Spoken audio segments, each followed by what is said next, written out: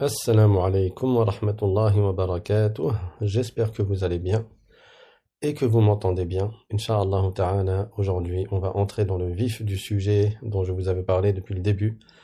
On va parler de la prière et on va parler de la bienfaisance envers les parents. Donc c'est un sujet qui est très important. Ce sont deux sujets qui sont extrêmement importants, particulièrement à notre époque. Non pas que c'était pas important avant, mais avant, les gens savaient c'était quoi la valeur de la prière, ils savaient c'était quoi la valeur des parents, et ils s'attachaient à ces deux choses-là, à être des bons croyants, des bons musulmans, pratiquants dans le vrai sens du terme, parce qu'à notre époque, quand on dit un musulman pratiquant, on pense juste à la prière, et à tout le reste, c'est possible que tout le reste passe à la trappe. Tandis qu'un vrai musulman pratiquant au sens complet du terme, c'est un musulman qui accomplit les devoirs et qui évite les péchés. C'est un musulman qui craint Allah et c'est un musulman qui accomplit, bien entendu, les meilleures des œuvres. Or, nous sommes en train d'expliquer actuellement un hadith rapporté par Al-Bukhari dans son livre Kitabu Birril Walidayn, le livre de la bienfaisance envers les parents, dans lequel le premier hadith qu'il cite, il y a un compagnon qui demande au prophète sallallahu alayhi wa sallam quelles sont les œuvres les plus agréées par Allah, et il répond en citant les deux premières, en disant la prière et, enfin les deux premières choses qu'il cite, c'est la prière et la bienfaisance envers les parents. Donc s'il y a des enfants dans la maison, dites-leur de venir dans le salon écouter avec vous, écoutez attentivement. Parce que la prière et la bienfaisance envers les parents, ces deux choses particulièrement, elles peuvent être une porte pour gagner le paradis, tout comme elles peuvent être une porte pour celui qui les délaisse, qui délaisse la bienfaisance envers les parents et qui leur fait du mal, et pour celui qui délaisse la prière, une porte pour aller en enfer. Donc, ça peut, je veux pas dire ça peut se jouer, mais on va dire que l'avenir de votre enfant, l'avenir dans l'au-delà, qui est de deux choses l'une, soit le paradis ou soit l'enfer, peut être la conséquence d'une de ces deux choses, soit par l'accomplissement correct de ce qui est demandé, soit par une négligence fatale. Donc, écoutez attentivement, ça vaut aussi pour les adultes, bien entendu, particulièrement aussi pour les adultes qui ont des parents encore vivants, qui sont dans un âge avancé et qui ont besoin d'eux. Il ne s'agit pas juste des adolescents qui doivent être bienfaisants envers leurs parents. D'ailleurs, à propos de cela, j'ai commencé à écrire une poésie que je n'ai pas terminée, Inch'Allah ta'ala, un poème, Inch'Allah ta'ala, quand il sera fini ou quasiment fini, je vous en ferai part. Et ça parle, entre autres, du jeune adolescent et de sa façon de se comporter avec ses parents, et de ce parent lui-même qui voit cet adolescent se comporter mal avec lui et qui se rappelle probablement de quand il avait son âge, quand on lui avait dit toi aussi, si tu agis comme ça avec tes parents, il t'arrivera probablement la même chose. Parce qu'il y a une parole, un adage qui est très très vrai et très expérimenté. Kama tadi nubtudan, tout comme tu agis envers les autres, on agira envers toi. Donc, fort probable que tu vivras avec tes enfants ce que toi tu as fait vivre à tes parents. Et ça, on le découvre quand il est trop tard, quand on a atteint un âge avancé, d'où l'importance des exhortations. Je suis vraiment désolé pour la toux, subhanallah. A'udhu billahi minash shaytanir rajim. A'udhu billahi minash shaytanir rajim. Toute la journée, je ne tousse pas, et au moment du cours, je tousse, subhanallah. A'udhu billahi minash shaytanir rajim. A'udhu billahi minash shaytanir rajim. A'udhu billahi minash shaytanir rajim. Donc, le prophète sallallahu alayhi wa sallam, il a dit Afdalul a'mali awil amali as-salatu li waqtiha. En fait, il y a plusieurs versions du hadith. Et l'imam al-Bukhari, il cite en début du livre 8 versions du même hadith. 8 versions avec des chaînes de transmission différentes. Et parfois avec des mots qui diffèrent, mais qui reviennent à peu près au même sens. Donc, dans une version du hadith, il a dit la meilleure des œuvres, c'est la prière dans son temps. Excusez-moi. Dans une autre version, il a dit c'est la prière. Dans une version, il a dit as-salatu ala waqtiha. Dans une version, il a dit as-salatu li waqtiha. Les deux, ça veut dire la même chose, c'est-à-dire la prière, dans son temps, fait partie des œuvres les plus méritoires. Et on a déjà dit que l'œuvre la plus méritoire, c'est la croyance en Allah et en son messager. Et juste après, il y a la prière qui est le plus important des devoirs. Le fait de faire la prière à l'heure. Donc il n'y a aucun doute que la prière, c'est, du point de vue des œuvres pratiques, la plus importante et la plus grande des œuvres. Et dans le rang du mérite, ça vient juste après la foi en Allah et en son messager. Et le prophète sallallahu alayhi wa sallam, il aimait beaucoup la prière. Quand on écoute l'histoire du prophète sallallahu alayhi wa sallam, notre amour augmente pour lui. Et si on aime le prophète sallallahu alayhi wa sallam, on va aimer ce que lui-même il aimait. Ça fait partie de l'amour profond pour le prophète. Quand tu aimes profondément quelqu'un, quand cette personne-là aime une chose, toi-même tu vas aimer cette chose-là par ton amour pour cette personne-là. Le prophète sallallahu alayhi wa sallam, il aimait multiplier la prière. Il aimait faire la prière, pas seulement les 5 prières quotidiennes. Il trouvait un apaisement dans la prière. Et il a dit, alayhi salatu wassalam, وَجُعِلَتْ قُرَّةُ عَيْنِي فِي الصَّلَاةِ. C'est-à-dire, la joie et l'agréabilité, la joie, je la ressens dans la prière.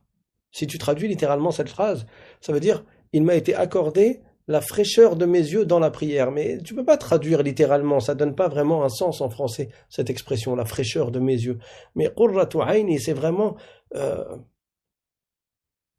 ce que j'aime et ce qui remplit mon cœur de bien-être et de bien, c'est la prière. Ce à quoi je suis attaché profondément, c'est la prière. Et je crois que j'ai oublié de faire l'introduction. Bismillahirrahmanirrahim. الحمد لله رب العالمين وصلى الله وسلم على سيدنا محمد وعلى آله وصحبه الطيبين الطاهرين اللهم لا سهل إلا ما جعلته سهلا وأنت يا حي يا قيوم تجعل الحزن إذا شئت سهلا اللهم علمنا ما جهلنا وذكرنا ما نسينا وانفعنا بما علمتنا وزدنا علما. Avant que j'oublie, il y a une sœur qui a perdu son frère Farid. Je vous avais parlé de lui il y a quelques semaines. Il est tombé très malade et il était sous assistance respiratoire. Je crois qu'il avait eu un virus qui l'a vraiment mis à mal très rapidement. Je viens d'apprendre qu'il est décédé. On demande à Allah Ta'ala de lui accorder sa miséricorde. Allahumma arhamhu bi rahmatika al-wasi'ah. Allahumma ighfir lahu warhamhu ya rabbal alamin. Allahumma alhim ahlahu as-sabra was-sulwan. Amin, amin, amin. Et qu'Allah Ta'ala fasse miséricorde à nos frères et à nos sœurs croyants. Donc je reviens sur le prophète sallallahu alayhi wa sallam. Il aimait tellement la prière que quand c'était l'heure de faire le adhan pour la prière, il disait quoi à Bilal? Arihna biha ya Bilal. Apaise-nous par elle, ô Bilal. Et ça, pour les jeunes qui nous écoutent, ça peut paraître un peu abstrait. Ah oui, d'accord, il aimait beaucoup la prière. Et il disait, apaise-nous par elle, ô Bilal. Ça veut dire, va faire le adhan pour qu'on puisse faire la prière afin qu'on soit apaisé. Maintenant, ce qui compte pour nous, c'est de devenir comme cela, c'est-à-dire de réussir à apprendre quels sont les moyens qui nous permettent de ressentir ce bien-être et cet apaisement dans l'accomplissement de la prière. Que ça ne devienne plus comme une charge à accomplir parce que c'est une obligation. Et puis c'est tout. Et puis basta. Je fais la prière parce que j'ai pas le choix. Je fais la prière parce que c'est obligatoire, sinon je vais commettre un péché. Je fais la prière parce que mes parents, ils arrêtent pas de m'inciter à la faire et de me forcer à la faire. Il faut que on dépasse ce stade-là et qu'on ressente dans la prière la sérénité, la quiétude, l'amour de l'adoration d'Allah subhanahu wa ta'ala. Et ça s'apprend bien entendu et il y a des moyens pour y arriver. Il y a des moyens comme on va y venir, Inch'Allah Ta'ala, de manière assez brève. En fait, la prière, ce qui est demandé à la personne, c'est quoi? C'est de s'adonner à l'adoration. La prière, ça réunit 3 choses. Ça réunit l'humilité du corps, parce que tu es en train de te dresser tout droit debout, en ayant les mains, selon beaucoup de savants, au niveau du ventre. La main droite, elle tient le poignet gauche, et selon certains savants, chez les Malikites, tu as les bras allongés le long du corps. Et là, tu ne bouges plus, n'est-ce pas? Nous, on apprend dans les règles de la prière, il est interdit de faire 3 mouvements successifs selon certains savants, ou bien des mouvements successifs le temps d'une rak'a selon d'autres savants. Il est interdit dans la prière, et c'est un annulatif de la prière, de faire un mouvement pour jouer, pour s'amuser. Il est interdit dans la prière de parler avec quelqu'un. Il est interdit dans la prière de manger ou de boire. Ok, nous on apprend ça de façon théorique et on doit mettre en application cela pour la validité de la prière. Mais il y a une raison à tout cela. Il y a une sagesse. C'est que tu fasses preuve d'humilité totale à l'égard d'Allah Ta'ala parce que tu es en train de te présenter dans une adoration pour lui. Donc tu dois délaisser tout ce qui peut te distraire et tout ce qui peut enlever cette crainte, ce recueillement et cette humilité. Et ça se traduit par une application pratique. Effectivement, tu ne bouges pas dans la prière. Effectivement, tu ne parles pas à quelqu'un d'autre. Tu ne t'amuses pas. Tu ne manges pas. Tu ne bois pas. Pourquoi? Pour arriver à cet objectif qui est de te concentrer à adorer Allah Ta'ala. Donc la prière, j'ai dit, ça réunit 3 choses. Premièrement, l'humilité du corps. Ton corps, il est debout, il ne bouge pas pendant que tu récites le Coran. Et après, ton corps est en inclination, en inclinaison. Et il ne bouge pas, n'est-ce pas que ça fait partie des piliers de la prière, at-tuma'nina, la quiétude. Tu ne bouges pas, tu restes en inclinaison le temps de dire 3 fois Subhana Rabbiyal Azim. C'est ça la manière complète, bien sûr. Le minimum, c'est de rester immobile le temps de dire Subhanallah. Mais le mieux, c'est de dire 3 fois Subhana Rabbiyal Azim. Et après, tu vas te relever et tu vas rester sans bouger. Et tu vas dire Sami Allahu liman hamidah en te levant et Rabbana wa lakal hamd en étant debout. Et tu peux rajouter d'autres paroles. Ensuite, tu vas te prosterner, observer l'humilité, le front qui est l'endroit le plus honorable de ton corps. Le front, tu le poses au sol, tu le poses par terre pour Allah Ta'ala, pour montrer pour manifester ton adoration, ton humilité. Le fait que tu t'humilies à lui à l'extrême. Donc j'ai dit, la prière, ça réunit 3 choses. Premièrement, l'humilité du corps. Deuxièmement, la prononciation avec la bouche, la parole. Quand tu vas réciter du Coran, faire du dhikr, faire des invocations. Et troisièmement, la présence du cœur. Et ça, beaucoup négligent. On va faire les gestes, on va réciter les paroles probablement de façon systémique ou systématique ou automatique. Réflexe, comme ça, tu dois réciter, tu récites, et l'esprit, il est ailleurs. Alors que ça fait partie des choses importantes également, parce que tu es là pour ça à la base. Tu es là pour te recueillir et pour adorer Allah et pour être reconnaissant. Et dans la prière, tu le loues, tu fais ses louanges, et tu l'adores, et tu récites le Coran, et tu l'invoques. Et nous, on est là à penser à autre chose, à être distrait dans la prière. Les anges, n'est-ce pas qu'ils font partie des meilleurs des créatures? Ce sont tous des awliya. Qu'est-ce qu'ils font comme adoration, les anges? Parmi leurs adorations qu'ils font beaucoup, il y a la prière. Ça veut dire qu'ils font des prosternations, ils font des inclinaisons, ils font des évocations. Et tout ça, c'est réuni dans la prière. Tout ça, c'est rassemblé dans la prière. Donc l'islam accorde une grande importance à la prière. Et il y a des exemples qui montrent le mérite de la prière. Le prophète sallallahu alayhi wa sallam, il a dit dans ce que rapportent Al-Bukhari et Muslim. Alors quelqu'un vient de demander dans le chat, est-ce qu'on peut apprendre le chapitre sur la prière donné par un shafi'ite? Coucou, je suis là. Donc tu vas sur la chaîne L'Islam Simplement, tu vas dans la rubrique playlist et tu cherches une ancienne playlist qui s'appelle Comment bien faire la prière. Et là tu as une 20aine de cours qui expliquent en profondeur les piliers, les conditions de validité, les annulatifs, les sunnas de la prière, tout ça en une 20aine de cours dans l'école shafi'ite, dans le madhab shafi'ite. Donc je reviens. Le prophète sallallahu alayhi wa sallam a dit dans ce que rapporte Al-Bukhari et Muslim d'après Abu Huraira رضي الله عنه أرأيتم لو أن نهرا بباب أحدكم يغتسل فيه كل يوم 5 مرات هل يبقى من درنه شيء? Écoutez bien, il a dit, dites-moi, si l'un d'entre vous avait une rivière devant sa porte et qu'il s'y lavait 5 fois par jour, est-ce qu'il resterait en lui la moindre saleté? Imagine, tu vas faire 5 douches dans la même journée. Tu vas aller te laver 5 fois dans la même journée complètement. Est-ce qu'il va rester des saletés sur ton corps? Les compagnons, ils ont dit là, ils ont dit non.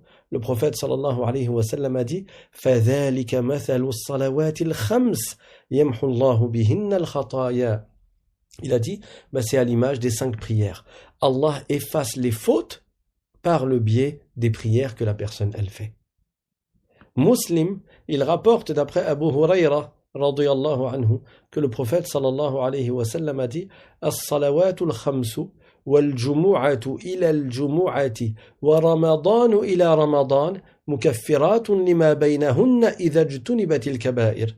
Ça veut dire les 5 prières. La prière du vendredi jusqu'au vendredi suivant et le mois de Ramadan jusqu'au Ramadan suivant expie ce qu'il y a entre eux, tant que les grands péchés sont évités. Ça veut dire que si la personne a évité les grands péchés, entre 2 prières obligatoires, les petits péchés sont effacés. Si elle a évité les grands péchés, entre la prière du vendredi et la suivante, les petits péchés sont effacés. Si elle a délaissé les grands péchés, alors ce qu'elle a commis comme petits péchés entre le mois de Ramadan et le mois de Ramadan suivant, les petits péchés sont effacés. Alors, ça discute beaucoup. On va couper le chat. Masha'Allah.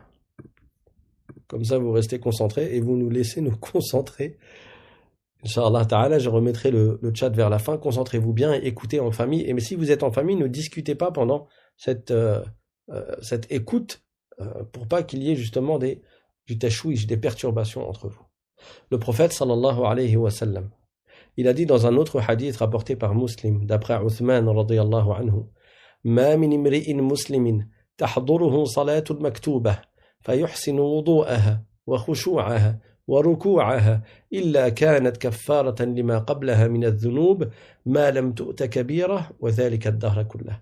Ça veut dire, il n'y a pas un musulman à qui l'heure d'une prière obligatoire arrive et qui fait correctement ses ablutions. Ça veut dire il les fait pas juste le minimum, il les fait bien, comme le prophète sallallahu alayhi wa sallam faisait, donc avec les sunnahs, il les fait correctement, parfaitement. Il fait les ablutions correctement. Il accomplit la prière avec khushu', donc avec la crainte d'Allah, la crainte révérentielle, le recueillement, et il soigne correctement comment il s'incline, la façon de s'incliner, c'est pas à la va-vite, il descend, il monte comme ça, parce qu'il est pressé. Alors, la personne, elle ne fait pas tout cela sans que cette prière-là, elle soit une expiation des péchés commis auparavant. Tant qu'il ne commet pas de grands péchés. Et ça, c'est tout au long de la vie. À chaque fois que tu fais une prière obligatoire, ça va t'effacer des petits péchés tant que tu n'as pas commis de grands péchés.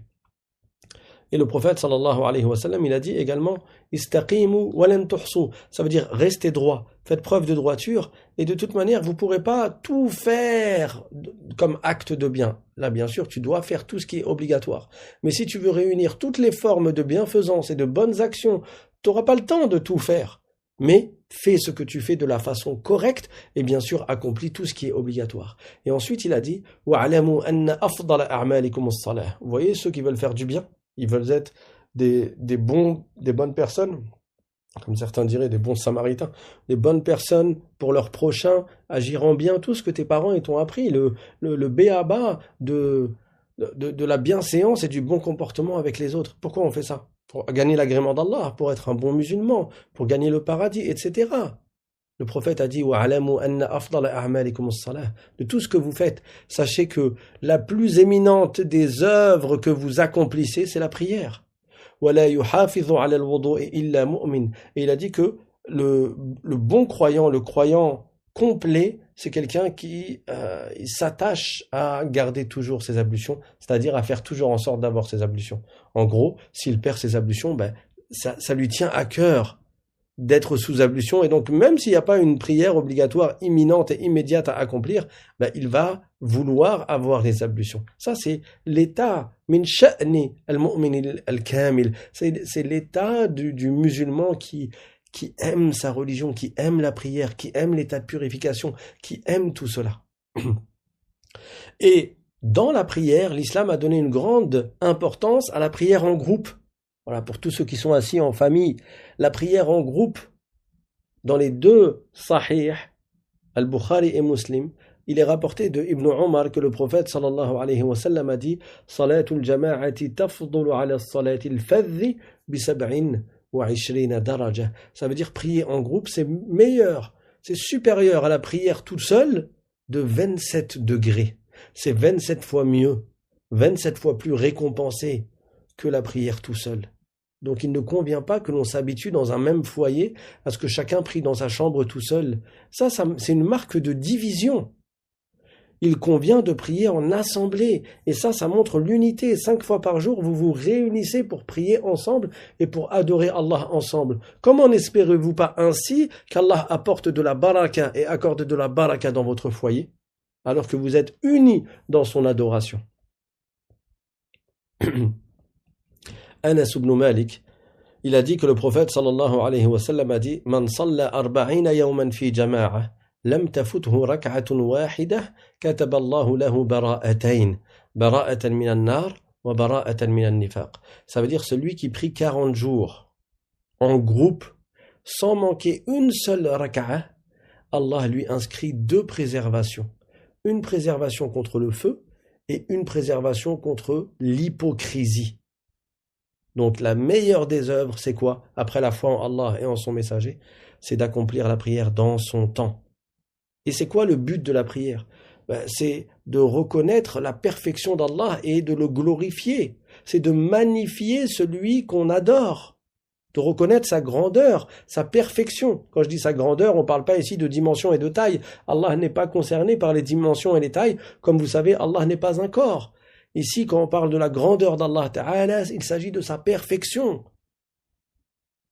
Et quand on doit le glorifier dans la prière, c'est pas juste en faisant des gestes. Ça se fait avec un cœur qui est présent, avec un cœur qui est engagé dans l'adoration. Beaucoup de jeunes, quand ils font la prière, c'est possible du début de la prière jusqu'à la fin de la prière, il n'y a pas une seule concentration. Il n'y a pas un seul recueillement. Il n'y a pas une seule seconde de crainte d'Allah. Juste, il va dire Allahu Akbar. Après, il va réciter à fond la caisse, comme on dit, la Fatiha. Et une deuxième sourate, peut-être la plus courte possible, Inna a'tainaka al-kawthar. Et dans la deuxième raka'a, pareil, la plus courte, wal asr. Tu peux, il n'y a pas de mal à réciter ces sourates courtes, elles ont énormément de valeur, ce sont des sourates du Coran. Mais eux, ils font ça pourquoi? Pour réduire la durée de la prière. Pas pour se concentrer sur le sens des ayahs, parce que tu peux connaître le sens des ayahs, il suffit d'aller sur la chaîne Apprendre le Coran simplement, d'aller dans les playlists, et là tu vois pour chaque sourate qu'on étudie ensemble, le premier cours c'est l'exégèse de la sourate. Donc ces sourates courtes, vous pouvez comprendre le sens, et quand vous les récitez et que vous connaissez le sens, vous avez beaucoup plus de concentration et de recueillement. Il y a un homme vertueux qui changeait complètement dès que le moment de la prière, il entrait. Quand l'heure de la prière arrivait, il disait aux gens, et quand on lui demande, mais pourquoi tu es dans tous tes états? Il disait, mais est-ce que tu mesures? Je vais me tenir en adoration pour qui là? Est-ce que vous réalisez la grandeur, la majesté de celui pour qui je vais me mettre en prière et de celui pour qui je vais m'humilier? Quand tu vas dans un entretien, c'est possible, tosfog, comme on dit. Tes mains, elles tremblent, t'as ton cœur qui bat, t'as peur de rater l'emploi et de pas être au top, alors que c'est un homme qui fait pipi et caca comme toi. Il est devant toi avec son costard cravate et t'as peur de lui et tu te prépares devant la glace la matinée, t'essayes de te mettre sur ton 31, tout ça pour obtenir un job qui de toute manière va te fatiguer et que tu vas rêver de quitter plus tard peut-être. Tout ça pour gagner 1500 ou 2000 euros par mois pour ceux qui sont dans certains pays. Pour lui, tu te mets dans un état de timidité, de modestie, de petitesse pour essayer d'obtenir ses faveurs. Et pour l'agrément d'Allah Ta'ala, comment tu fais ta prière? Comment tu te concentres dans ta prière? Comment tu attaches de l'importance à ta prière? Allah qui t'a tout donné, qui t'a donné ce qui vaut beaucoup plus que les 2000 euros par mois qu'un patron va te donner. Tout ce que tu as, c'est Allah Ta'ala qui t'a donné. Tout. Tes yeux, si on te dit, donne-moi tes yeux et je te donne $1 milliard, $1 milliard. Tu vas dire, non, garde ton milliard, je préfère garder mes yeux. Et tes yeux, c'est Allah qui te les a donnés. Comment 5 fois par jour, tu fais ta prière pour Allah, ou bien pour ceux qui ne la font pas? Comment oses-tu ne pas la faire pour celui qui t'a tout donné, ce qui vaut beaucoup plus que toutes les richesses du monde? Il t'a donné un cœur, il t'a donné une langue, il t'a donné des yeux, il t'a donné des oreilles, il t'a donné une santé, il t'a donné un ventre, il t'a donné de quoi manger, de quoi sentir, de quoi goûter. Chacun de ces sens-là, ça vaut plus que tout l'or du monde, pour toi, pour chaque individu. Va donner tout l'or du monde à quelqu'un, et dis-lui, je te retire par contre tes yeux et tes mains. Il va te dire, non, moi je préfère garder mes yeux et mes mains. N'est-ce pas? Et Allah Ta'ala, c'est lui qui t'a donné tout ça. Donc comment on prie? Quand tu pries, ton cœur, il doit être présent. Il doit magnifier, il doit glorifier, il doit reconnaître la majesté d'Allah Ta'ala, la majesté de son Seigneur. Quand tu te tiens dans la prière, tu dois avoir conscience de tout ça. Et ton cœur, il doit se remplir de respect, de crainte révérentielle, de crainte pour Allah Ta'ala, de glorification et d'amour pour Allah Ta'ala. Tu dois te concentrer. Si jamais tu es distrait, tu dois faire l'effort de vider ta tête de toutes les préoccupations mondaines. Alors que dire de penser à ce qu'il y a dans le frigo et au match de tout à l'heure et à ce qu'un tel t'a dit tout à l'heure et à ce que tu vas faire dans 5 minutes et à la série que tu viens de regarder et au scrollage que tu viens de... Et tu te presses pour faire la prière, pour retourner sur ton canapé à regarder ton téléphone ou à jouer à je ne sais quoi ou à regarder je ne sais quoi. C'est ça ce que tu accordes comme temps dans l'adoration d'Allah. Les anciens, les sages, dans le passé, ils voyaient dans chaque chose qui est liée à la prière un rappel. Quand ils entendaient le adhan, ils se rappelaient l'appel du jour où les gens seront présentés pour le jugement d'Allah. T'entends le adhan, Allahu Akbar, Allahu Akbar. T'entends Ashhadu an la ilaha illallah. C'est un appel pour que les gens ils viennent à la mosquée. Et là, les gens ils commencent à marcher de toutes parts pour aller à la mosquée. Ça, on le voit pas quand on est en France, dans certains endroits, bien sûr. Mais dans les pays musulmans, tu le vois, ça. Quand tu vas à Médine, quand tu vas à la Mecque, quand tu vas dans n'importe quel pays musulman, au moment du adhan, tu vois les gens, ils marchent dans les rues pour se rassembler comme ça dans la mosquée. Eh ben, celui qui entend le adhan dans le passé, il en profitait pour se rappeler le jour où tout le monde sera présenté au jour dernier. On sera tous entourés de 7 rangées d'anges. Personne ne pourra se sauver. Et là, quand tu réfléchis à ça, là tu vas accorder plus d'importance à ta prière et à adorer Allah. Déjà, pour rechercher son agrément, pour le remercier pour tout ce qu'il t'a donné, et pour espérer sa miséricorde et gagner son paradis. Quand ils se purifiaient, les gens dans le passé, les sages, quand ils purifiaient leur corps, quand tu fais la grande ablution, quand tu fais la petite ablution, qui est une obligation pour pouvoir faire la prière, ils se rappelaient aussi qu'il fallait purifier le cœur. Là, tu fais une purification apparente, tu vas te laver les membres, le visage, les mains, les avant-bras, les pieds, la tête, tu passes la main mouillée, etc., les oreilles. Mais tu te rappelles à ce moment-là que ton cœur, tu dois purifier également. Quand ils couvraient leur aura, quand ils couvraient leur zone de pudeur pour accomplir la prière, ils pensaient à demander à Allah de voiler leurs défauts intérieurs et leurs fautes cachées. Tout comme toi, tu caches ta zone de pudeur, tu caches les parties de ton cœur, de ton corps qui ne convient pas et qu'il est aïb de dévoiler devant les gens. Tu demandes à Allah d'effacer tes uyub, d'effacer tes défauts et de les cacher également. À ce moment-là, tu y penses. Tout comme toi, de manière concrète, tu vas mettre un vêtement sur toi. Tu demandes à Allah Ta'ala de faire qu'il y ait un vêtement sur tes défauts, pour pas que les gens ne les voient. Quand ils se tournaient vers la Qibla, ils tournaient aussi leur cœur vers la crainte de celui qui fait basculer les cœurs, de celui qui fait changer les cœurs. Parce que tu n'es pas à l'abri, on n'est pas à l'abri. J'ai connu des gens qui faisaient la prière, qui allaient à la mosquée, et qui ont quitté la religion de l'islam de façon ouverte, en insultant Allah, en se moquant d'Allah, en se moquant du messager d'Allah. Une apostasie déclarée, comme si le cœur avait noirci. Alors que dans le passé, ils s'attachaient à apprendre des versets du Coran, à apprendre la langue arabe pour apprendre le Coran, à faire des trajets parfois d'1 heure ou plus pour assister à une assise de sciences de religion. On n'est pas à l'abri. On n'est pas à l'abri. Demande à Allah qu'il préserve ton cœur de tomber dans l'égarement. Et ne regarde pas les autres qui sont dans l'égarement d'un air hautain, comme si toi tu n'étais préservé de cela. Qu'Allah Ta'ala nous préserve. Pourquoi le prophète sallallahu alayhi wa sallam nous a enseigné le dua Allahumma ya muqallib al-qulub, thabbit qalbi, thabbit qulubana ala dinik. Ô toi qui fais changer les cœurs, ô Allah, fais que nos cœurs restent sur la foi, sur ta religion, la religion que tu agrées, c'est-à-dire l'islam.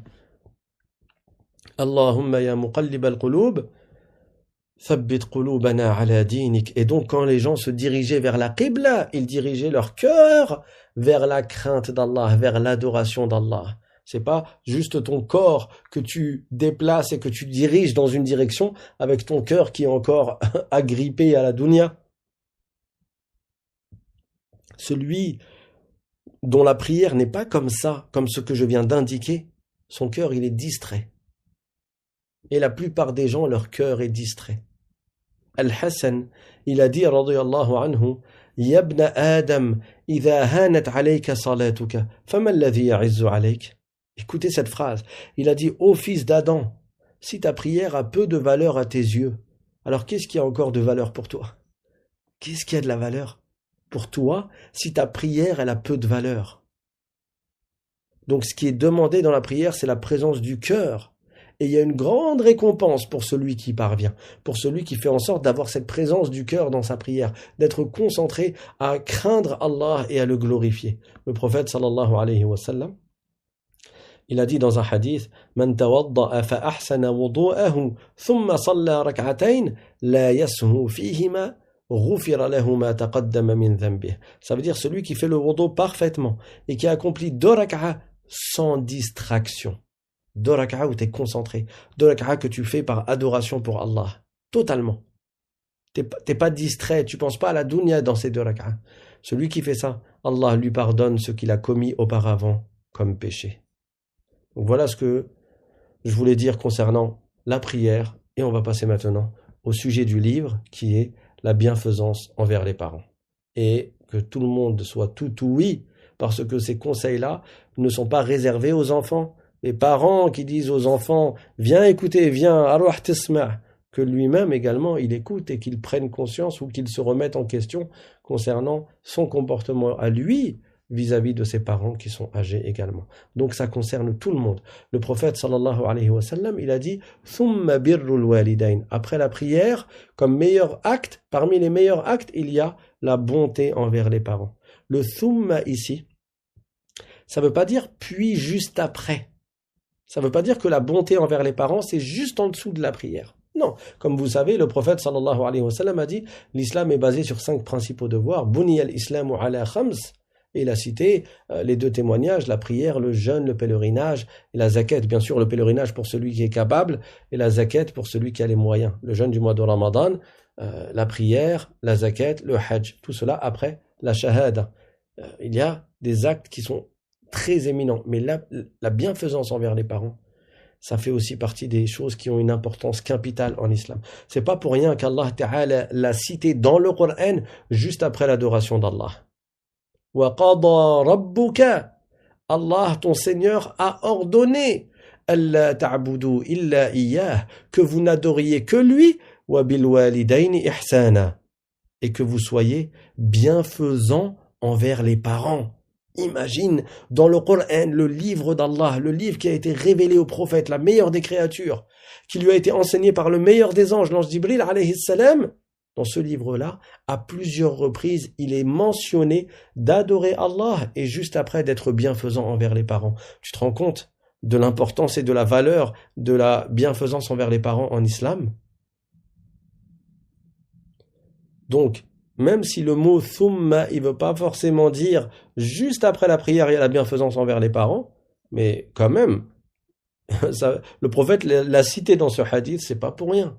Ça veut dire que c'est quelque chose qui a un très très haut degré en islam. Les parents, ils ont une immense importance dans la religion agréée par Allah. Que ce soit de leur vivant ou même après leur décès. Même après leur mort, c'est pas fini. Allah Ta'ala dit dans le Coran Hal jaza'ul ihsani illa al-ihsan. Ça veut dire la récompense du bien n'est-elle pas le bien? Quelqu'un qui te fait du bien, comment tu vas le rétribuer, n'est-ce pas, en faisant du bien à ton tour, toi aussi? Il t'a fait du bien, tu lui rends en faisant du bien. Il n'y a pas de doute, pour celui qui a une raison saine, qu'on ne peut pas nier le bien que nos parents nous ont fait. Donc, Hal jaza'ul ihsan illa al-ihsan, c'est un encouragement à faire le bien à celui qui nous a fait du bien en général, c'est un verset du Coran, mais que dire de ceux qui ont été la cause de notre existence, nos parents? Allah Ta'ala, il dit dans le Coran, وَوَصَّيْنَا الْإِنسَانَ بِوَالِدَيْهِ إِحْسَانًا حملته أمه كرها ووضعته كرها وحمله وفصاله 30 شهرا حتى إذا بلغ أشده وبلغ 40 سنة قال رب أوزعني أن أشكر نعمتك التي أنعمت علي وعلى والدي وأن أعمل صالحا ترضاه وأصلح لي في ذريتي إني تبت إليك وإني من المسلمين. C'est un verset qui est magnifique et qui nous apporte quelques notions de la valeur de notre maman, de la valeur de nos parents. Allah Ta'ala dit dans le Coran, وَوَصَّيْنَا الْإِنسَانَ بِوَالِدَيْهِ. Nous avons recommandé à l'être humain d'être bienfaisant envers ses parents, les deux. وَوَصَّيْنَا الْإِنسَانَ بِوَالِدَيْهِ. Nous avons recommandé à l'être humain d'être bienfaisant envers ses parents. حَمَلَتْهُ أُمُّهُ كُرْهًا وَوَضَعَتْهُ كُرْهًا. Sa mère l'a porté dans la peine et elle l'a mise au monde dans la peine, c'est-à-dire dans la douleur et dans la difficulté. وَحَمْلُهُ وَفِصَالُهُ 30 شهرا. Sa grossesse et son sevrage durent 30 mois. Donc 30 mois de difficulté et 30 mois éprouvants pour la maman. 30 mois parce qu'il est recommandé en islam d'allaiter le bébé 24 mois, 2 ans, 24 mois complets, des mois lunaires bien entendu, et le minimum de la grossesse c'est 6 mois. Donc 24 plus 6, ça fait 30 mois. Bien sûr, pour certaines personnes, bien sûr, habituellement ça va être 9 mois et donc ça peut être encore plus long. Si tu comptes les 9 mois plus les 24 mois. Mais Allah a dit dans le Coran, وَفِصَالُهُ وَحَمْلُهُ وَفِصَالُهُ 30 شهرا. Le minimum de la grossesse, 6 mois. Plus le temps d'allaitement jusqu'au sevrage, 24 mois, ça fait un minimum de 30 mois pour la maman, où elle s'est occupée de toi, où elle t'a porté, où elle a souffert, où elle a patienté, où elle a enduré. حَتَّى إِذَا بَلَغَ أَشُدَّهُ. Allah a dit dans le Coran, jusqu'à ce que, lorsqu'il a atteint sa pleine maturité. C'est quoi la pleine maturité? Certains savants, ils ont dit c'est la puberté, mais d'autres savants, ils ont dit c'est quand tu arrives à 33 ans. C'est là où tu deviens vraiment fort et que tu as réuni, parce qu'il y a dans ta jeunesse, 15 ans ou là 18 ans, peut-être encore de l'insouciance ou bien des défauts ou bien des fautes que tu fais, probablement un mauvais comportement que le jeune il a envers ses parents. Mais ça y est, à l'âge de 33 ans, là il réalise. À l'âge de 33 ans, là il a une pleine maturité. حتى إذا بلغ أشده, jusqu'à ce qu'il atteigne sa pleine maturité. وبلغ 40 سنة, et qu'il atteigne ensuite 40 ans. Et 40 ans, c'est vraiment l'âge où tu es censé avoir la sagesse et que tu as réuni tes qualités et que tu les as complétées. 40 ans. قال رب أوزعني أن أشكر نعمتك التي أنعمت علي وعلى والدي. À ce moment-là, à l'âge de 40 ans, il dit, Seigneur, inspire-moi afin que je te remercie pour le bienfait que tu m'as accordé et que tu as accordé à mes parents. Pour le bienfait que tu as fait à moi et à mes parents. Allah, accorde-moi, oh Allah, d'être reconnaissant pour cela. Ça y est, c'est après toutes ces années où il a fait des fautes, où il a eu des erreurs, ou ceci, cela, à cet âge-là, il a la sagesse et il réalise l'importance de ses parents. Pour certains, bien sûr, il y en a qui étaient sages et qui étaient bienfaisants depuis avant, notamment Abu Bakr, radiyallahu anhu, qui avait un excellent comportement avec ses parents. Et certains ont dit que ce verset a été révélé à son sujet. Donc il est dit dans ce verset, وَأَنْ أَعْمَلَ صَالِحًا تَرْضَاهُ. Donc quand il a atteint l'âge de 40 ans, il dit, oh Allah, accorde-moi et inspire-moi pour que je te remercie pour les bienfaits que tu m'as donnés et que tu as donnés à mes parents et que j'accomplisse une œuvre droite, une œuvre vertueuse que tu agrées. وَأَصْلِحْ لِي فِي ذُرِّيَّتِي. Et réforme-moi ma descendance, réforme pour moi ma descendance. وَأَصْلِحْ لِي فِي ذُرِّيَّتِي إِنِّي تُبْتُ إِلَيْكَ. Je me repens à toi. وَإِنِّي مِنَ الْمُسْلِمِينَ. Et je suis au nombre des musulmans. Ibn al-Jawzi, qui est un grand savant hanbalite, il a dit que certains, ils ont expliqué ce verset. Écoutez bien. أوزعني أن أشكر نعمتك التي أنعمت علي وعلى والدي. Ça veut dire, oh Allah, inspire-moi pour que je te remercie pour le bienfait que tu m'as accordé et que tu as accordé à mes parents. Ils ont dit ça fait partie de la perfection dans la bonté envers les parents. Pourquoi? Parce que c'est comme si cet enfant, le fils de ces parents-là, ou leur fille, il craint que ses parents, ils ont manqué dans la reconnaissance envers leur Seigneur. Et c'est pour ça qu'il demande à Allah de lui inspirer la gratitude pour que lui, il remercie Allah pour lui-même et au nom de ses parents, il remercie Allah aussi. Si jamais ses parents ils n'ont pas été très reconnaissants envers leur Seigneur, il demande à Allah qu'il lui accorde d'être reconnaissant pour lui, pour les bienfaits qu'il a reçus lui et pour les bienfaits que les parents ils ont reçus. Ça c'est le top de la bienfaisance envers les parents. Ça veut dire que ce qui leur incombait à eux comme reconnaissance, s'ils ont manqué à cela, eh ben, lui, il veut accomplir cette reconnaissance. Ibn Asakir, il a dit, radiyallahu anhu, Allah Ta'ala, il a mentionné l'unicité et la droiture, donc le fait d'adorer Allah Ta'ala, et il enchaîne aussitôt dans le Coran avec la recommandation envers les parents. Et ça, c'est plusieurs fois dans le Coran. Ça montre l'importance de la bienfaisance envers les parents. Et comme on l'a dit tout à l'heure, que les parents, ils soient présents ou absents, tu dois être bienfaisant envers eux. Par tous les moyens possibles. Allah Ta'ala, il dit dans le Coran, وَقُلْ رَبِّ ارْحَمْهُمَا كَمَا رَبَّيَانِي صَغِيرًا. Ça veut dire, et dis, Seigneur, fais leur miséricorde comme ils m'ont élevé quand j'étais petit. Donc même quand ils sont pas là, tu fais cette invocation. C'est pas tu dis, oh mes parents, que Dieu vous fasse miséricorde. Bien sûr, tu peux le dire. Mais dans le verset, c'est écrit quoi? وَقُلْ رَبِّ ارْحَمْهُمَا. Oh Allah, accorde-leur ta miséricorde. Ça veut dire que tu parles à la troisième personne là. Accorde-leur.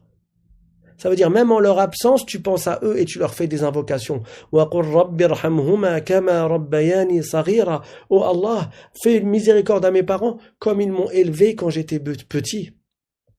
Le prophète sallallahu alayhi wa sallam, n'est-ce pas qu'il a dit إِذَا مَاتَ ابْنُ آدَمَ انْقَطَعَ عَمَلُهُ إِلَّا مِنْ ثَلَاثٍ. Lorsque le fils d'Adam meurt, ses œuvres s'arrêtent, sauf dans trois cas. صَدَقَةٌ جَارِيَةٌ, une aumône continue, وَعِلْمٌ يُنْتَفَعُ بِهِ, ou bien وَعِلْمٌ بَثَّهُ فِي صُدُورِ الرِّجَالِ, un savoir ou une science qu'il a transmis aux gens. Ça, même après sa mort, ça lui sera utile, bien sûr, à condition qu'il soit sincère. Et troisièmement, وَوَلَدٌ صَالِحٌ يَدْعُو لَهُ بِخَيْرٍ, un enfant vertueux qui invoque pour lui en bien.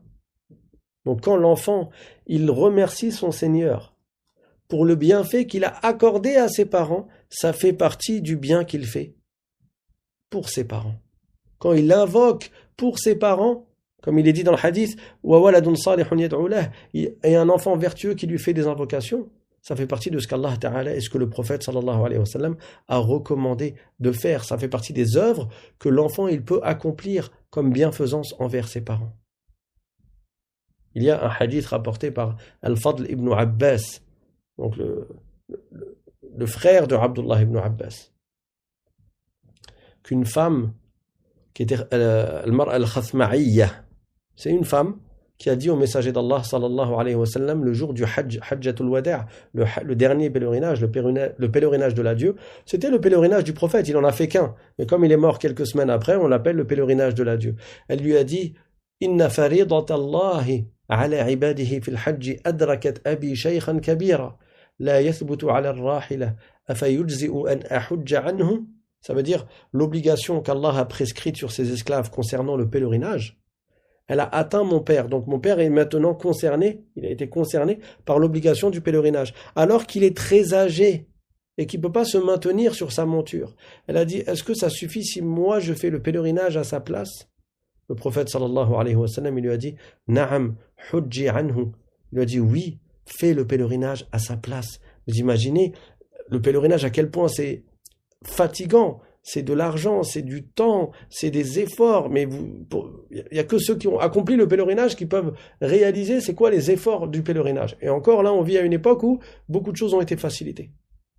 Avant, c'était à pied, c'était sous la chaleur du soleil, il y avait peu d'eau, etc. Donc toujours tu te rappelles, tu dis Seigneur, accorde-leur ta miséricorde comme ils m'ont élevé quand j'étais petit. Tu fais ça à chaque prière. À chaque prière. Donc celui qui fait pas preuve de bienfaisance, mais il fait le contraire.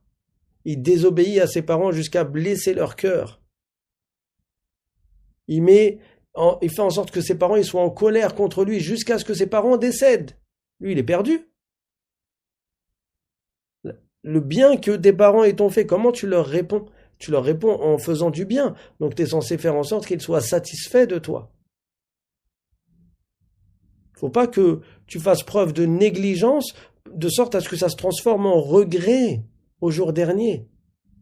Tu n'as même pas à soupirer dans le visage de tes parents. Soupirer, c'est haram. Si c'est dans le visage de tes parents, ça va les blesser. Combien de jeunes adolescents le font à notre époque?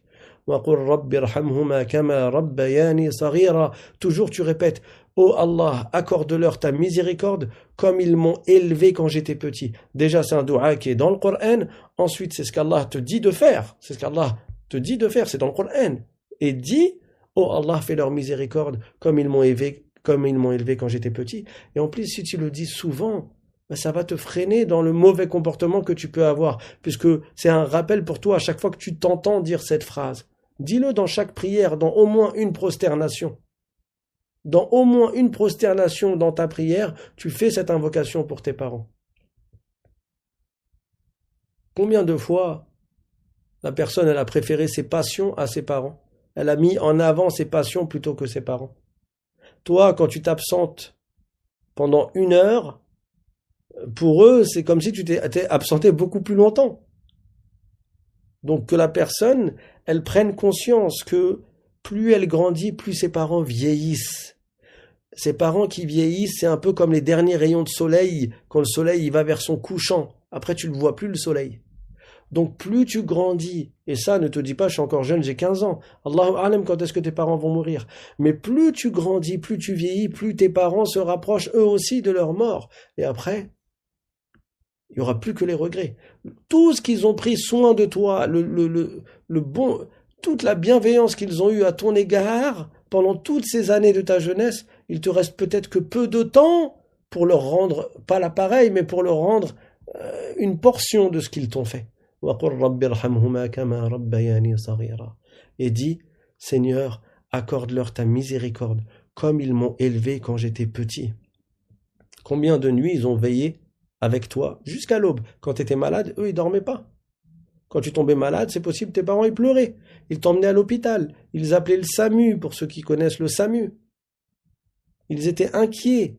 Leur estomac était noué, parce que toi, tu étais malade, parce que toi, tu pleurais quand tu étais bébé. Pour ton confort à toi, ils utilisaient leurs bras et leurs genoux comme un lit pour toi. Pour que toi, tu t'endormes. Eux, ils s'endormaient pas. Peut-être ton père, il te portait quand il était debout, à marcher pour t'endormir, en te tenant dans ses bras. Ta maman, elle te portait, elle se réveillait plusieurs fois dans la nuit parce que tu pleurais, parce que tu avais besoin de boire ou de manger.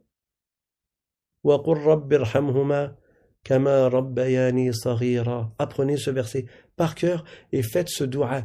Vous dites pas waqul, vous dites directement Rabbirhamhuma kama rabbayani saghira. Ô Seigneur, accorde-leur ta miséricorde comme ils m'ont élevé quand j'étais petit. Ils nettoyaient tes saletés. Eux, ils voulaient juste que tu sois en bonne santé. tes saletés hachek quand tu faisais pipi et caca. T'aurais pas pu te dispenser d'eux. Tu pouvais pas. T'étais bébé, t'étais incapable de marcher, tu pouvais pas enlever, tu pouvais pas faire l'istinja, tu pouvais rien faire. Et plusieurs fois par jour, ils allaient te nettoyer. Plusieurs fois par jour, ils allaient te changer. Ils s'occupaient de toi, ils s'assuraient que tu ailles bien. Ils te portaient d'une certaine manière pour que tu puisses rôter parce que sinon ça te dérangeait. Le moindre désagrément que tu avais, ils faisaient en sorte que tu ne l'aies plus. Et toi maintenant, au moindre désagrément qui vient d'eux, tu vas te plaindre. Eux, quand toi t'avais un désagrément, ils remuaient ciel et terre pour que tu n'aies plus ce désagrément. Et là, quand il vient d'eux un désagrément, tu vas soupirer, tu vas exprimer comme si tu étais dérangé. Quand toi, tu t'absentes pendant des années dans ta jeunesse, ou pendant des mois, parce que tu veux, comme certains diraient, kiffer la life. Toi, ça se trouve, tu ressens même pas le manque. Des fois, tu penses même pas à eux. Alors que eux, ils attendent ta présence avec impatience. Eux, ils t'ont donné de la douceur à ne pas compter, et toi, tu leur fais boire de l'amertume à ne pas compter.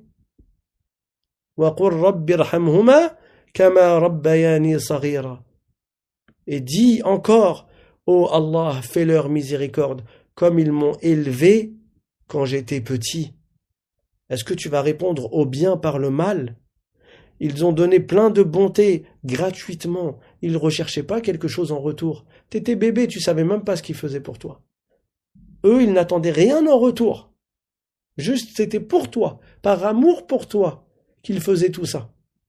Et toi, tu leur rends cette bonté par un mauvais comportement.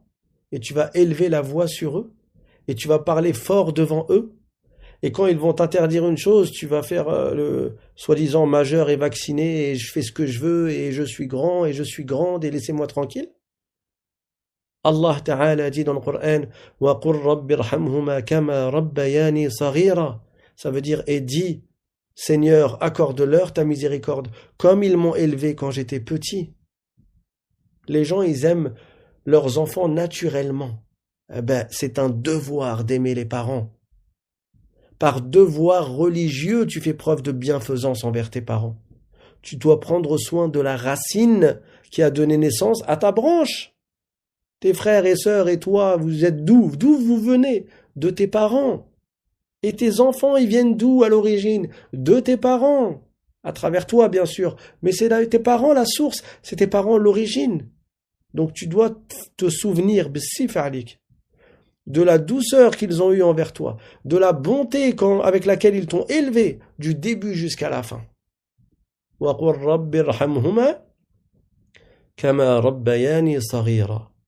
Et tu répètes, Seigneur, accorde-leur ta miséricorde, comme ils m'ont élevé quand j'étais petit. Et même après leur mort, s'ils sont morts, tu vas faire des aumônes pour eux.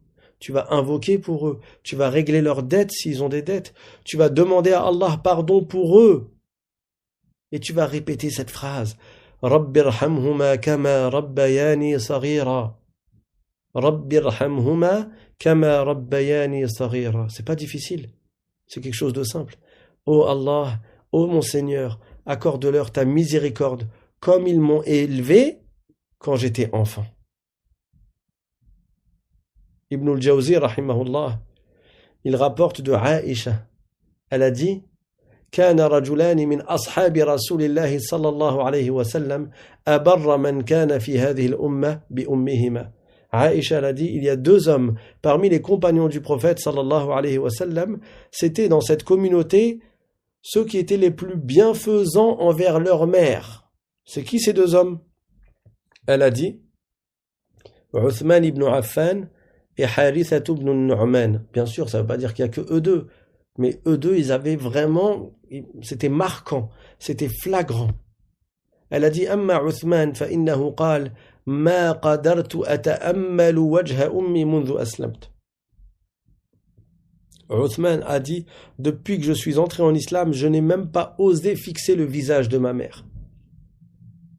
Tellement il accordait de l'importance à la maman et à tout ce qu'elle a fait comme bien pour lui, il a réalisé cela en apprenant l'islam, il a dit « Je n'osais plus fixer le visage de ma mère ».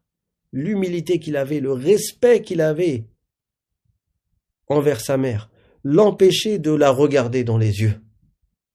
Elle a dit وأما حارثة فكان يطعمها بيده ولم يستفهمها كلاما قط تأمره به حتى يسأل من عندها بعد أن يخرج ماذا قالت أمي. Elle a dit et Haritha ibn Nu'man le deuxième, il lui donnait à manger de sa propre main et jamais il lui demandait de répéter ce qu'elle lui ordonnait. Ça veut dire que s'il n'avait pas entendu ce qu'elle disait, il n'osait même pas la déranger en lui disant t'as dit quoi? Au point que quand il sortait, il demandait à ceux qui étaient à côté d'elle, qui étaient auprès d'elle, elle a dit quoi ma mère? Qu'est-ce qu'elle m'a dit? Regardez le respect, juste la déranger en lui disant t'as dit quoi? Alors que nous, les jeunes, ils dérangent leurs parents en leur faisant répéter 1000 fois quand ils les appellent. Et l'autre il reste dans sa chambre. Ouais, j'arrive. Il est là à jouer aux jeux vidéo, il joue, il scrolle, il bouge pas de son lit. Il bouge pas de sa place, sa mère elle l'appelle, oui j'arrive, des fois même pas oui j'arrive, quand il est devant le dessin animé ou là devant la télé, sa mère elle l'appelle, il répond même pas, elle l'appelle 10 fois, jusqu'à ce qu'elle se mette en colère, et qu'il dise, ah bon tu m'as appelé? Mais normalement tu cours, dès la première fois tu cours, tes parents ils t'appellent, ils sont pas dans la même pièce, tu dis pas quoi? Et t'attends qu'ils te répondent comme ça en se fatiguant à crier, ils t'ont appelé, tu cours. T'arrives, tu te précipites pour être à leur service et pour répondre à ce qu'ils vont te demander. Lui, il n'osait pas dire « Maman, tu m'as dit quoi? J'ai pas entendu. » Il préférait demander aux autres. « Elle a dit quoi, ma mère ?» Et là, les jeunes, les parents, ils ont besoin de répéter jusqu'à fatiguer, jusqu'à parfois pleurer de voir que leurs enfants les désobéissent complètement. Az-Zuhri, il a rapporté que Al-Hassan ibn Ali, le fils de l'imam Ali, radiyallahu anhu, donc sa mère, c'est Fatima, la fille du prophète, sallallahu alayhi wa sallam. Il mangeait pas avec sa mère. La ya'kulu ma'a ummih. Il mangeait pas avec sa mère. Alors que c'est un de ceux qui faisait le plus de bien à ses parents et à sa mère. Mais on lui a dit, pourquoi tu manges pas avec ta mère? Il a dit, akhafu an akula ma'aha, fatasbiqa aynuha ila shay'in min at-ta'am, wa ana la adri. Fa'akulahu. Il a dit, j'ai peur de manger avec elle et que son regard se pose sur un morceau de nourriture sans que je m'en rende compte et que je le prenne avant elle. J'ai peur que ma main devance la sienne, ça veut dire sur une nourriture que elle a désirée. Elle a voulu prendre un endroit du plat et moi j'ai pas fait attention et j'ai pris l'endroit que elle voulait. C'est à cause de ça que j'ai peur, que je veux pas manger avec elle. Regardez jusqu'à où il réfléchissait. Là, on parle du petit-fils du prophète Mohammed sallallahu alayhi wa sallam. Et les jeunes à notre époque, ils ont 20 ans ou plus. Ils crient, il y a quoi à manger? Pourquoi il n'y a rien à manger encore? Alors que je suis arrivé à la maison. A'udhu billah. A'udhu billah minash shaitanir rajim. Vous voyez comment tout a été inversé? Inqalabatil mawazin. C'est comme si le haut est devenu en bas et le bas est devenu en haut. La droite est devenue à gauche, la gauche est devenue à droite. Ça a été complètement inversé. Là où les jeunes, ils sont forts et ils sont robustes et ils peuvent maintenant être au service de leurs parents, ils continuent à faire comme s'ils avaient 2 ans. À dire, y a quoi à manger? Maman, apporte-moi ceci, maman, apporte-moi cela. C'est à toi de lui apporter. Alors si ça lui fait plaisir de t'apporter et qu'elle veut t'apporter et c'est elle qui insiste en disant non, ça me fait plaisir, mon chéri, que tu me demandes et que je t'apporte. Ok, ça peut être un cas exceptionnel pour lui faire plaisir à la limite.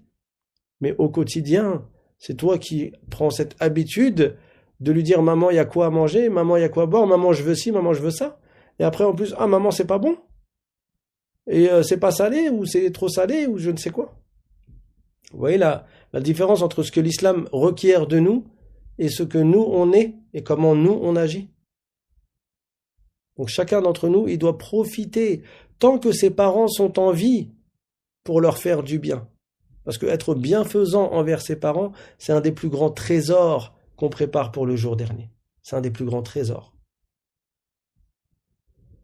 Je pense qu'on va s'arrêter là pour aujourd'hui, parce qu'on est arrivé à la fin de l'heure. Donc j'ai remis le chat. Je rappelle pour ceux qui sont nouveaux parmi vous que vous pouvez vous inscrire pour recevoir les liens des cours quelques minutes avant chaque live. Il suffit d'envoyer un mail à l'islam, lislam, .simplement@gmail.com et comme ça vous recevrez les cours par WhatsApp ou par Telegram. Vous pouvez aussi bien sûr vous abonner et activer la cloche et partager ces cours à ceux de votre famille ou bien dans vos réseaux, Inch'Allah ta'ala. Donc quelqu'un demande: est-ce qu'il y a des gens au paradis et en enfer actuellement? Si tu parles de parmi les êtres vivants sur terre, qui étaient vivants sur terre et qui sont morts ensuite, ils ne sont pas encore entrés au paradis et en enfer avec leur corps. Mais les vertueux, leur âme, après la décomposition de leur corps, si leur corps fait partie des corps qui se décomposent, parce qu'il y en a qui ne se décomposent pas du tout, comme les prophètes, par exemple, alayhimus salatu wassalam, mais ceux dont le corps est décomposé, s'ils étaient vertueux, leur âme, elle va au paradis en attendant la résurrection. Et ils n'y vont pas au paradis là où il y a leur place qui leur est réservée, et ils n'y sont pas corps et âme, c'est juste leur âme. Également les martyrs, shuhada ul ma'raka, leur âme également, elle va au paradis. Mais c'est pas eux qui sont complètement au paradis, ça ce sera après la résurrection. Maintenant, est-ce qu'il y a des gens au paradis? Il y a les anges qui s'occupent du paradis, il y a al-hur al-ain, il y a les serviteurs éternels, al-wildan al-mukhalladoun, eux ils sont au paradis. Ensuite, donc on va rapidement voir s'il y a quelques questions et après on va s'arrêter. Quelqu'un demande: est-ce que les parents du prophète sont morts sur l'islam? Ce que nous disons, ce que les 4 écoles disent, c'est que les parents du prophète seront sauvés dans l'au-delà. Après, pourquoi ils seront sauvés dans l'au-delà? Il y a eu plusieurs explications. Mais dans tous les cas, ils seront sauvés dans l'au-delà. Soit, tout simplement parce qu'ils n'ont pas reçu le message encore. Donc, ils sont morts avant que le prophète n'appelle à l'islam et ils ont vécu dans la période de al-fatra, la période dans laquelle il n'y avait pas, le message n'était pas reçu aux gens. Le message n'était pas transmis aux gens. Et donc, ceux qui sont dans Ahlul Fatra, ce qu'on appelle Ahlul Fatra, ils n'ont pas reçu de message, ils ne sont pas concernés, ils ne sont pas responsables, tout simplement. Allah Ta'ala dit dans le Coran: وَمَا كُنَّا مُعَذِّبِينَ حَتَّى نَبْعَثَ رَسُولًا, c'est-à-dire, et nous ne châtions qu'après avoir envoyé un messager. Donc si une personne n'a pas reçu le message de l'islam, elle n'est pas responsable et elle ne sera pas châtiée dans l'au-delà, donc elle sera sauvée dans l'au-delà. Ça c'est une possibilité. Une autre possibilité qui a été citée et mentionnée par des savants, c'est qu'Allah Ta'ala a ressuscité les parents du prophète sallallahu alayhi wa sallam pour lui, par honneur pour le messager d'Allah sallallahu alayhi wa sallam, et qu'ils ont cru en lui et qu'ils sont morts à nouveau. Et auquel cas, ils sont musulmans et ils entreront au paradis. Et il y a une troisième possibilité, c'est qu'ils aient reçu le message du prophète Isa alayhi salam, et qu'ils étaient musulmans, qu'ils aient reçu un message précédent et qu'ils sont restés sur la religion d'un prophète précédent. Et à propos de cela, certains savants ont dit que la mère du prophète sallallahu alayhi wa sallam était même une waliya, c'était une femme vertueuse, et ils ont donné comme preuve qu'au moment de la naissance du prophète sallallahu alayhi wa sallam, lorsqu'une lumière a jailli, elle a pu voir les chameaux qui étaient dans le Shem, c'est-à-dire à des centaines et des centaines de kilomètres par cette lumière. Et si Allah lui a accordé cette force de vision, c'est parce que c'était une karama pour elle et un prodige. Donc il y a plusieurs avis sur le sujet, mais dans les 3 avis, la conclusion c'est la même, les parents du prophète seront sauvés au jour dernier. Et on ne suit pas certains contemporains qui prétendent que les parents du prophète iront en enfer. C'est des gens qui ont dévié et qui ont contredit ce sur quoi sont les savants. Parce que vous pouvez trouver ça en ce moment sur les réseaux sociaux. Alors bien sûr, quand tu fais l'invocation Rabbi irhamhuma kama rabbayani saghira, ô Seigneur, fais miséricorde à mes parents et tout comme ils m'ont élevé quand j'étais enfant, si jamais les parents sont morts sur la mécréance, on ne peut plus faire d'invocation pour eux, c'est trop tard pour eux. Ça y est, s'ils sont morts sur la mécréance, ils méritent l'enfer et ils n'auront pas la miséricorde d'Allah Ta'ala. Donc, on ne fait pas d'invocation pour des parents qui sont morts sur la mécréance. Mais tant qu'ils sont vivants, même s'ils sont mécréants, on invoque Allah qui leur accorde la guidée. Quelqu'un a dit, ma mère dénigre ma religion comme je me suis converti. Que faire? Tu continues à avoir un excellent comportement avec elle et tu lui montres ce que l'islam t'a appris comme bienfaisance envers ta mère. Et sache que beaucoup de compagnons étaient dans ton cas, étaient dans le même cas que toi. Ils se sont convertis à l'islam et ils ont cru au prophète Mohammed sallallahu alayhi wa sallam et leurs parents ont dénigré la religion de l'islam. Et leurs parents leur ont fait beaucoup de mal. Et on va y venir, Inch'Allah, dans un cours prochain. C'est écrit dans le Coran l'attitude que tu dois avoir envers tes parents, même s'ils ne sont pas sur la religion de l'islam. Et dans beaucoup de cas, il est possible que ce soit une cause pour diminuer leur haine envers l'islam ou peut-être même pour qu'ils se rapprochent de la guidée.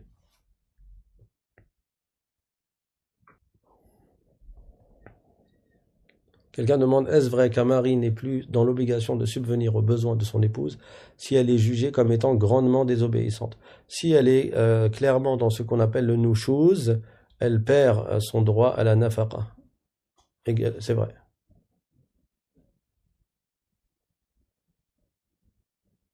Et elle perd également son droit à l'égalité et l'équité ou plutôt comment on dit? L'équité dans les nuitées, dans le nombre de nuitées.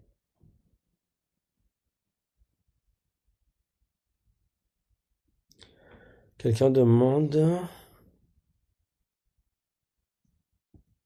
Alors je cherche une question à laquelle j'ai la réponse. Malheureusement, je n'ai pas réponse à tout.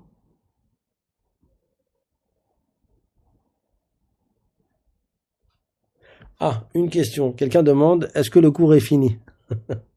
Oui, le cours est terminé. Barakallahu fikum. Allez, on va en prendre encore une dernière.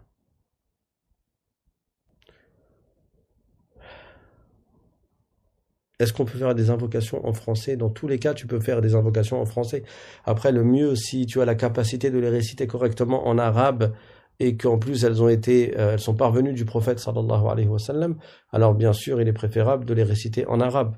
Euh, tu vas réciter comme le prophète sallallahu alayhi wa sallam a récité. Par exemple, le dua que le prophète faisait le plus, Rabbana atina fid dunya hasanah wa fil akhirati hasanah wa qina adhaban nar. Tu l'apprends par cœur de sorte à le réciter correctement en arabe. Tu vas dire, oh Allah, tu vas pas dire en français, oh Allah, je te demande une belle part dans ce bas monde et une belle part dans l'au-delà et préserve-moi du châtiment de l'enfer. C'est beau et tu peux le faire en français, bien sûr. Mais essaye d'apprendre certains doigts tels que le prophète les a dit en arabe. Et après, pour le reste, tes doigts personnels, bien sûr, tu les fais dans ta langue, ça sera plus simple. Barakallahu fikum, on va s'arrêter là. Je vous dis à demain, Inch'Allah, à 22h, comme d'habitude. Soit on poursuivra, soit on abordera un autre sujet. Il y a plusieurs matières qu'on va aborder dans ce mois de Ramadan. Et n'oubliez pas l'intention chaque soir de jeûner le lendemain de Ramadan, bien sûr. Et barakallahu fikum, faites-moi des doigts ainsi qu'à mes parents. Wa akhiru da'wana anil hamdulillahi rabbil alamin. Wa sallallahu wa sallam ala sayyidina Muhammad wa ala alihi wa sahbihi at-tayyibin at-tahirin. Subhana rabbika rabbil izzati amma yasifun. وسلام على المرسلين والحمد لله رب العالمين والسلام عليكم ورحمة الله وبركاته